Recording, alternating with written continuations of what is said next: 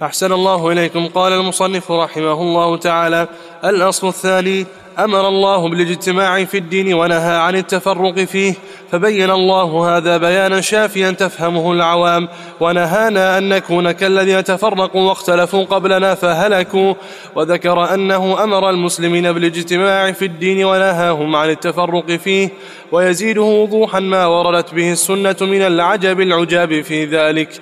ثم صار الأمر إلى أن الافتراق في أصول الدين وفروعه هو العلم والفقه في الدين، وصار الأمر بالاجتماع في الدين لا يقوله إلا زنديق أو مجنون. احسنت. تو پہلا اصل واضح ہو چکا، توحید خالص اور اس کی ضد شرک، جس کو قرآن نے بڑے اسالیب کے ساتھ بیان کیا۔ ابن قیم فرماتے ہیں کہ پورا قرآن بیان توحید ہے، پورا قرآن بیان توحید ہے، اور جب بیان توحید ہے تو شرک کی نفی، پورا قرآن۔ کیوں؟ کیونکہ عقیدہ توحید کی تکمیل نفی اور اثبات کے ساتھ، شرک کی نفی ہو اور توحید کا اثبات ہو۔ ایک اللہ عبادت کے لائق ہے، یہ اثبات ہے، اس کے سوا کوئی عبادت کا مستحق نہیں ہے، یہ نفی ہے۔ پورا قرآن بیان توحید ہے، اور جہاں توحید کا ذکر ہوگا اس کے ضمن میں شرک کی نفی بھی ہوگی۔ کہیں قرآن نے سابقہ قوموں کے قصے بیان کیے، ان قصوں کی اساس بھی توحید اور شرک ہے۔ کچھ نے توحید قبول کی، وہ کامیاب ہوئے، اور کچھ نے توحید کا انکار کیا، وہ ناکام ہوئے۔ کہیں قرآن میں جنت اور جہنم کا ذکر، جنت اہل توحید کا ٹھکانہ اور جہنم مشرکین کا ٹھکانہ۔ تو کوئی بھی مضمون آپ اٹھا لیں، احکام، نماز، روزہ، حج، زکوٰۃ، یہ سب توحید کے حقوق ہیں۔ نماز توحید ہے، حج توحید ہے، اللہ اکبر، لبیک اللہم لبیک، سب توحید ہے، یہ سارے توحید کے حقوق ہیں۔ تو کتنے بین اسالیب ہیں بیان توحید کے، نشر توحید کے۔ پورا قرآن جو ہے وہ اللہ تعالیٰ کی توحید کے بیان پر مشتمل ہے، مگر اس کے باوجود اگر کسی کی سمجھ میں یہ توحید نہ آئے اور وہ توحید کے مقابلے میں اپنی ایک غلط رائے قائم کر کے پیش کرے تو یقیناً یہ بہت بڑی محرومی اور بد نصیبی ہے۔ اب دوسرا اصل کیا ہے؟ دوسرا اصل: امر اللہ بالاجتماع فی الدین ونہا عن التفرق فیہ۔ اصل ثانی یہ ہے کہ اللہ تعالیٰ نے دین میں اجتماع کا حکم دیا، اجتماع کا، مل جاؤ، مضبوط ہو جاؤ، متفق اور متحد ہو جاؤ۔ ونہا عن التفرق فیہ، اور دین میں تفرق سے روکا، اختلاف سے، شقاق سے اور تفرق سے، جدا جدا ہونے سے روکا۔ فبین اللہ ھذا بیانا شافیا تفہم العوام، اللہ تعالیٰ نے یہ اصل انتہائی شافی بیان کے ساتھ ذکر کیا ہے، جس میں یقیناً شفا ہے، تسلی اور تسکین ہے، وحدت کا اور اجتماعیت کا، اتفاق و اتحاد کا قرآن نے بار بار ذکر کیا۔ واعتصموا بحبل اللہ جمیعا ولا تفرقوا، یہ اللہ کی رسی کو تھام لو اور تفرق نہ کرو۔ غور کریں، اللہ تعالیٰ نے یہ راستہ کتنی وضاحت سے پیش کیا۔ واعتصموا، یعنی واعتصموا کا معنی کیا ہے؟ اس کا اصل معنی ہے بچاؤ اختیار کرو۔ یہ واعتصموا باب افتعال سے امر کا صیغہ، اس میں طلب کا معنی ہوتا ہے۔ اس کا مادہ عصمت، عصمہ کا معنی بچنا، عاصم بچانے والا، معصوم بچا ہوا۔ تو واعتصموا بچاؤ اختیار کرو، بچاؤ حاصل کرو۔ کیسے؟ بحبل اللہ، حبل اللہ کے ذریعے، ولا تفرقوا، اور عدم تفرق کے ذریعے، اختلاف سے بچ کر، شقاق سے بچ کر بچاؤ حاصل کرو۔ اس کا معنی یہ ہے کہ تمہارا بچاؤ، تمہاری عافیت دنیا میں، قبر میں اور قیامت کے دن، ان دو چیزوں کے ساتھ: ایک اللہ تعالیٰ کی رسی کو تھام لو، اور دوسرا مل جاؤ، اجتماعیت، تفرق نہ کرو، اختلاف اور شقاق نہ کرو۔ تشدد نہ کرو. تو کتنا شافی بیان ہے جو قرآن نے پیش کیا کہ تمہارے بچاؤ کی صورتیں یہ دو ہی ہیں: اللہ کی وحی کو تھامنا اور مل کر تھامنا تفرق کے بغیر. اور ایک اور مقام پر فرمایا وَلَا تَكُونُوا كَالَّذِينَ تَفَرَّقُوا وَاخْتَلَفُوا. ان لوگوں کی طرح مت ہو جاؤ جو فرقوں میں بٹ گئے اور اختلاف کا شکار ہو گئے. تو کتنا شافی بیان ہے. ایک اور مقام پر فرمایا ان الذین فرقوا دینہم وکانوا شیعا لست منہم فی شیء انما امرہم الی اللہ.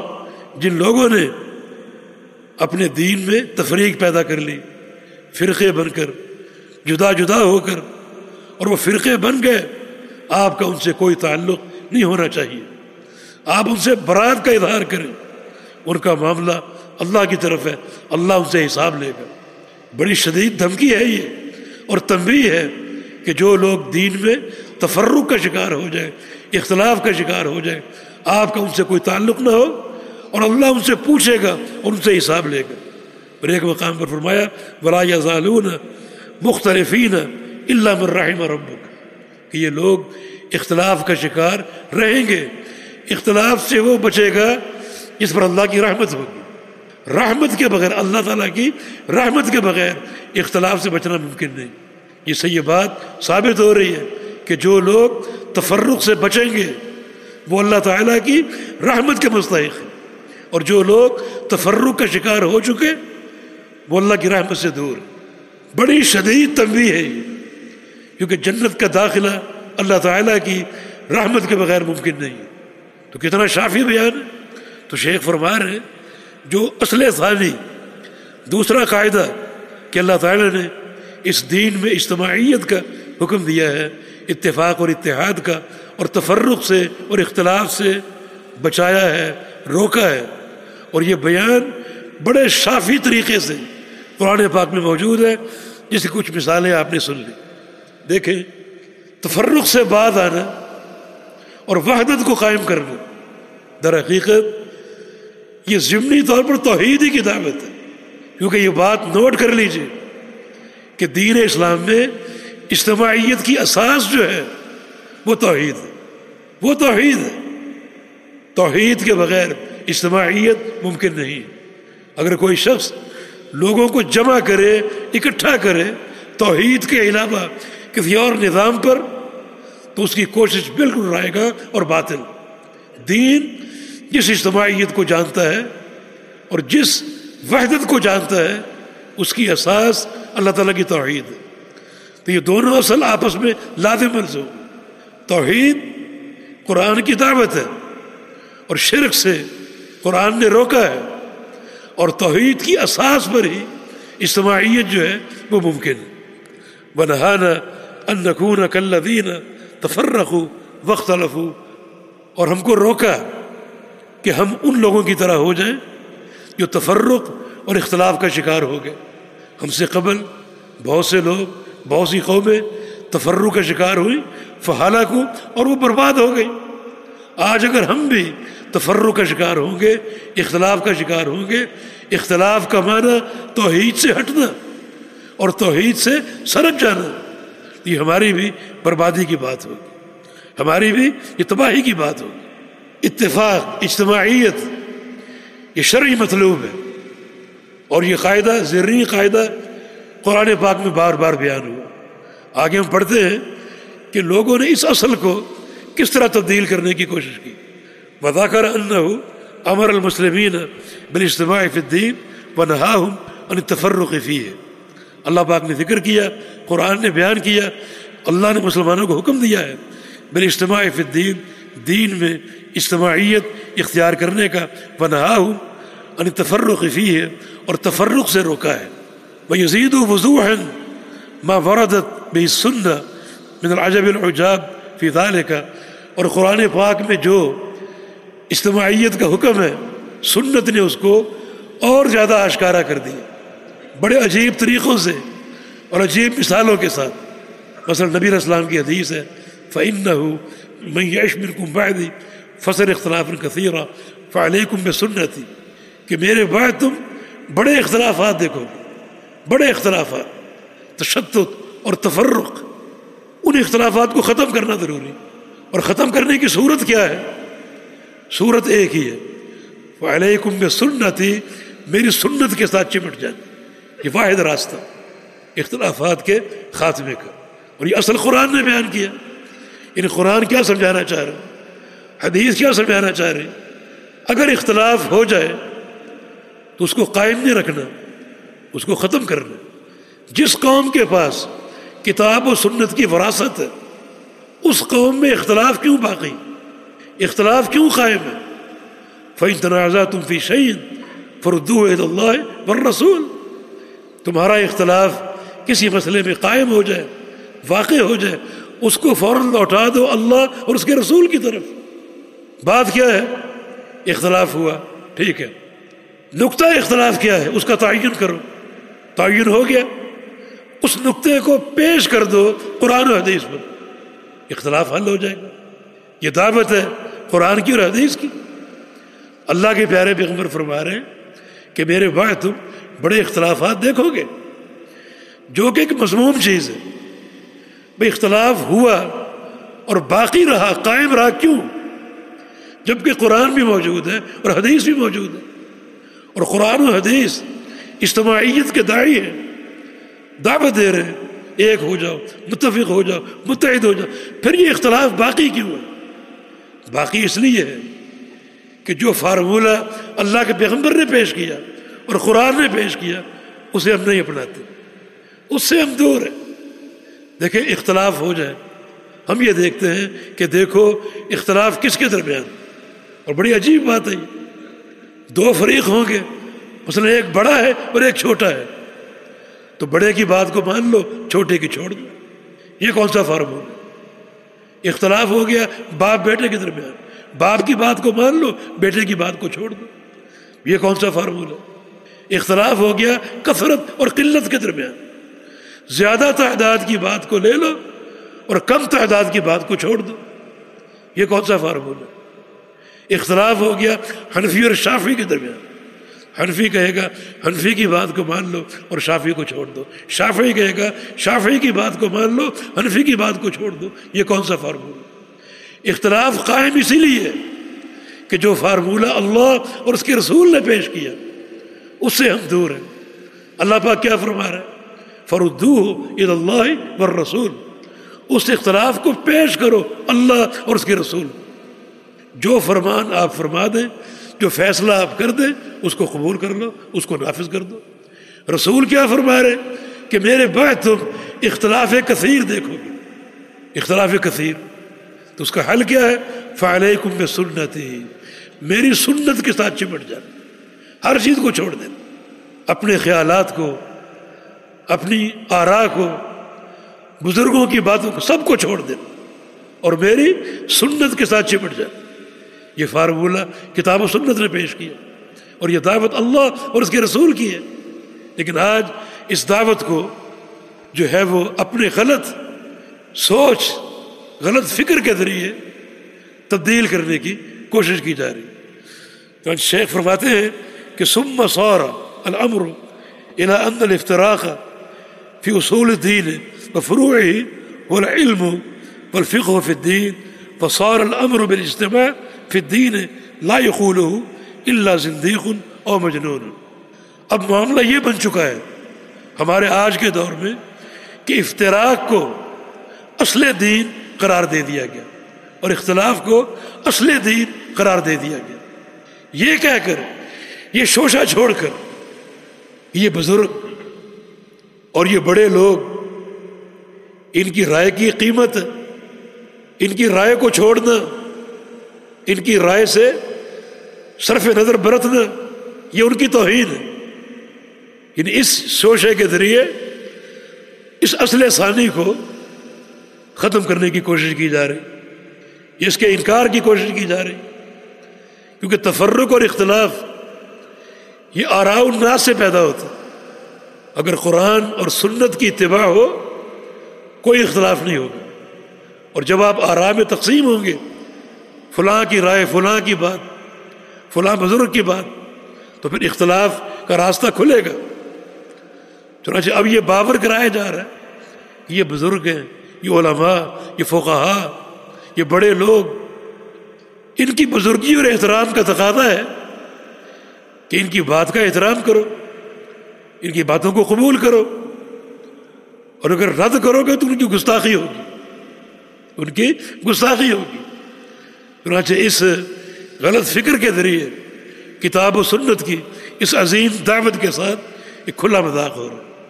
اللہ رب العزت نے اجتماعیت کی دعوت دی۔ اجتماعیت کی دو بنیادیں ہیں، ایک توحید اور ایک اللہ تعالیٰ کی وحی سے فیصلہ کرنا اور کروانا، اور یہ متعین ہے بالکل۔ دیکھیں قرآن پاک میں ایک چھوٹا سا قصہ مذکور ہے، فَلَا وَرَبِّكَ لَا يُؤْمِنُونَ حَتَّى يُحَكِّمُوكَ فِيمَا شَجَرَ بَيْنَهُمْ۔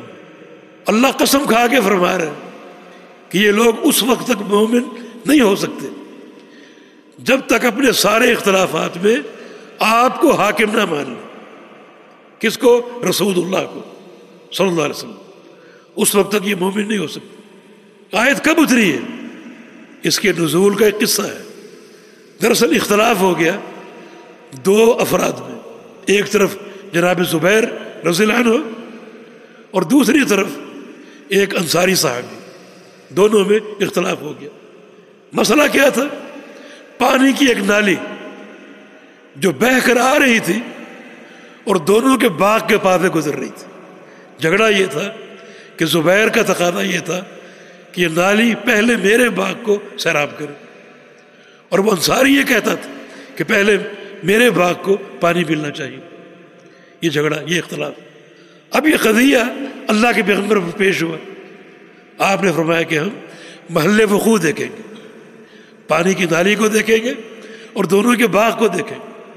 آپ تشریف لے گئے، بہتا پانی آپ نے دیکھا اور دیکھا کہ پہلے زبیر کا باغ ہے اور پھر اس انصاری کا باغ ہے۔ تو ترتیب ایسی ہے کہ پہلے زبیر کے باغ کو سیراب ہونا چاہیے، تو آپ نے زبیر کے حق میں فیصلہ فرما دیا۔ وہ انصاری سبقت لسانی میں جلد بازی میں یہ کہہ گیا کہ آپ نے زبیر کے بارے میں اس لیے فیصلہ فرمایا کہ وہ آپ کی پھوپھی کا بیٹا، آپ کی پھوپھی کا بیٹا صفیہ کا۔ اللہ کے پیغمبر پریشان ہوئے، آپ نے خاموشی اختیار کی، مگر خالق کائنات جو ہر بات کو سنتا ہے اس کی فوراً وحی آ گئی، مجھے تیرے رب کی قسم اس وقت تک یہ لوگ مومن نہیں ہو سکتے جب تک اپنے تنازعات میں آپ کو حاکم نہ مانیں اور آپ کے فیصلے کو قبول نہ کریں۔ کتنی صریح بات ہے کہ تنازعات میں ایک ہی حل ہے، ایک ہی انجام ہے، اور وہ ہے اللہ کے پیغمبر کا فیصلہ، قرآن و حدیث کا فیصلہ۔ اجتماعیت کی یہ اساس خود شریعت نے فراہم کی۔ آپ تھوڑا سا غور کریں کہ یہ حکم پانی کی نالی کے بارے میں، پانی کی نالی کے بارے میں اللہ کے پیغمبر کے فیصلے کو قبول نہ کرنے والا کتنی بڑی تنبیہ کا نشانہ بنا کہ آپ کے فیصلے کو اگر قبول نہیں کرتے تو مومن نہیں ہو سکتے۔ کس بھول میں ہم لوگ پڑے ہوئے ہیں اور کیسے ہم غافل ہیں، غفلت کا شکار ہیں۔ یہ تو پانی کی نالی کا معاملہ جس سے ایک باغ سیراب ہونا تھا۔ دین کے معاملے، نماز کے مسائل، روزے کے مسائل، عقیدے کے مسائل، توحید کے مسائل، جن کے عوض جنت حاصل ہونی ہے، ان مسائل میں اگر ہم اپنے اختلافات میں اللہ کے پیغمبر کو حاکم نہیں مانیں گے تو ہمارا کیا انجام ہوگا؟ جبکہ دنیا کے ایک چھوٹے سے قضیے پر اللہ کے پیغمبر کے فیصلے کو سن کر قبول نہ کرنے والا کتنی بڑی دھمکی کا نشانہ بنا۔ تو ان دین کے معاملات میں جن کا عوض جنت کی صورت میں حاصل ہوگا، اگر ہم رسول اللہ کے فیصلے کو نہیں مانتے، اجتماعیت قائم نہیں کرتے، تو کیا انجام ہوگا ہمارا؟ تو شیخ یہ فرما رہے ہیں اللہ تعالیٰ نے جو اجتماعیت قائم کرنے کا حکم دیا اس کا تقاضا یہی تھا کہ توحید پر اور وحی کی اطاعت پر پوری امت متفق ہو جائے۔ یہ وحدت کی اساس ہے۔ لیکن ایک شوشہ چھوڑا گیا کہ یہ بزرگ، یہ صالحین، یہ علماء، یہ فقہا، ان کی بھی تو قیمت ہے، ان کی بھی تو قیمت ہے۔ ان کی بات اگر چھوڑ دو گے تو ان کی گستاخی ہوگی، ان کی اہانت ہوگی، لہذا ان کے قول کو وقعت دینی چاہیے، ان کے قول کو اختیار کرنا چاہیے۔ چنانچہ اس بات میں اتنا آگے بڑھ گئے کہ بعض اوقات بزرگوں کی باتوں کو، صالحین کی باتوں کو کتاب و سنت پر مقدم کر لیا گیا۔ یہ اس کج فکری کا نتیجہ، جو قرآن نے اصل پیش کیا اس کو قبول کر لو، اس میں عافیت ہے، لیکن قبول نہیں کیا گیا، مگر اس کے مقابلے میں یہ باتیں نکالی گئیں اور یہ قواعد پیش کیے گئے جس کے نتیجے میں امت اور امت کے افراد دین سے اور اللہ کی وحی سے دور تر ہوتے گئے۔ اب کیا ہے؟ وصار الامر بالاجتماع فی الدین لا یقولہ الا زندیق او مجنون۔ اب یہ کہا جاتا ہے کہ دین میں اجتماعیت کا درس دینا یہ بات تو ایک زندیق کر سکتا ہے اور مجنون کر سکتا ہے، کیونکہ اجتماعیت کا درس خالص کتاب و سنت کی اتباع کرنا، جس کا معنی یہ کہ بزرگوں کی باتیں، علماء کے اقوال اور ان کی آراء چھوڑنی پڑے گی، اور علماء کے اقوال کو چھوڑنا یہ ان کی توہین ہے۔ تو ایسا کام ایک زندیق اور مجنون انسان ہی کر سکتا ہے۔ خلاصہ کلام کیا ہوا؟ خلاصہ کلام یہ ہے کہ اصل ثانی توحید اور سنت کو قبول کر کے انہی بنیادوں پر اتفاق و اتحاد قائم کرو، اجتماعیت پیدا کرو، اور یہ دونوں چیزیں اجتماعیت کی بنیاد ہے۔ بات بالکل واضح ہے، سورج سے زیادہ روشن، لیکن چلتے چلتے شیطان اپنا وار کرنے میں کامیاب ہو گیا، اور ایسے لوگ ظاہر ہوئے جنہوں نے بزرگوں کی باتوں کو اور علماء اور فقہاء کے اقوال کو اتنی اہمیت دی، صرف ان کے احترام اور اکرام کے دائرے میں، کہ ان کی باتوں کو چھوڑو گے تو گستاخی ہوگی، ان کی باتوں کی اہمیت ہے، یہ علماء ہیں، یہ فقہاء ہیں، اس کو ترجیح دو۔ چنانچہ اس بات کو سامنے رکھتے ہوئے جو اجتماعیت جس کی اساس کتاب و سنت تھی اسے چھوڑ دیا گیا، اسے ترک کر دیا گیا، اور اب یہ الحاد پوری طرح امت میں منتشر ہے، اتنا منتشر ہے کہ قرآن صاف موجود ہے، حدیث صاف موجود ہے، ہم اس کو دیکھتے ہیں، پڑھتے ہیں، ڈٹائی سے کہتے ہیں کہ ٹھیک ہے یہ قرآن ہے، حدیث ہے، مگر یہ قول، یہ آیت، یہ حدیث ہمارے امام کے قول کے خلاف، علماء کی باتوں کے خلاف، ہمارے مشائخ کی باتوں کے خلاف، اور سراسر یہ الحاد کا راستہ، الحاد کا راستہ۔ یہ طرز عمل کفر قرار پا سکتا ہے، طرز عمل شرک قرار پا سکتا ہے۔ شرک جس طرح عبادت میں ہوتا ہے اس طرح حاکمیت اور اطاعت میں بھی ہوتا ہے۔ تو بڑا یہ خطرناک راستہ جس کو اختیار کیا گیا، اس اصل ثانی کو ان فرسودہ نظریات کی بنا پر مجروح کر کے علماء کی باتوں کو کتاب و سنت پر مقدم کرنے کی کوشش کی گئی۔ جی